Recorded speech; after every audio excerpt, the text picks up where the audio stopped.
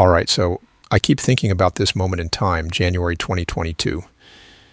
Every time I see this, I think about how this is where the world for the first time may have been faced with some of the realities of God that most of us with biblical knowledge will have known for some time. What also continues to strike me is this is when things got really bad in Eastern Europe, February 2022. YouTube also tried to cancel me. Of course, it was before the 2022 elections. It's hard to avoid. They've got blood on their hands.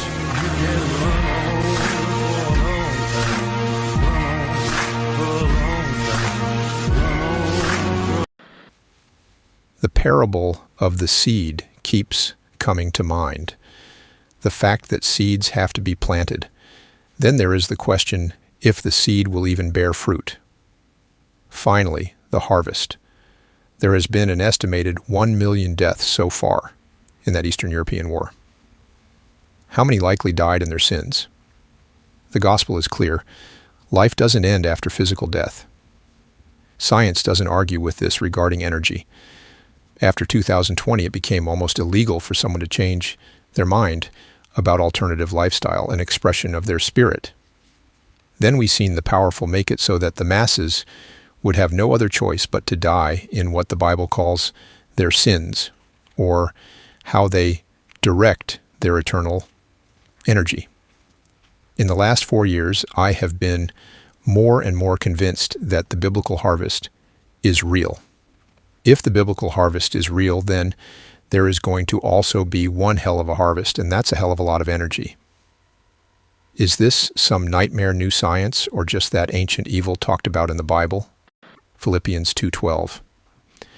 Therefore, my dear friends, as you have always obeyed, not only in my presence, but now much more in my absence, continue to work out your salvation with fear and trembling. Matthew 3:12 says, his winnowing fork is in his hand, and he will thoroughly cleanse his threshing floor. He will gather his wheat into the barn, but the chaff he will burn up with unquenchable fire. Matthew 5:13 says, you are the salt of the earth, but if the salt loses its saltiness, how can it be made salty again? It is no longer good for anything except to be thrown out and trampled underfoot. In the natural world, these are realities that I don't believe any of us are able to escape. This is a time where any kind of knowledge is available. Still, it is biblical understanding that is suppressed.